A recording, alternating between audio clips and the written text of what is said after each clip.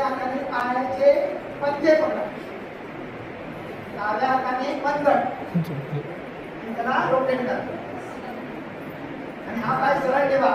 समोरचा पण पाय सरळ असणार नाही, ताठ बसा. कंटिन्यूअस करा. झटका द्या, ताठ बसा, झटका द्या. त्याला उचला आणि आपल्या जांघेवर ठेवा, उचलून जांघेवर ठेवा किंवा जांघेवर. आणि हा हात आहे ना, हा उजवा हातच जसं पंजा पकडा होता ना, तो खाली घालून खाली जाऊ असं. हा आणि हा डावा हात आहे ना, त्यांनी याला पायाला दाबा करा, दाबा पूर्ण खाली, डावा छाती डावा छाती होते त्या खाली पायाला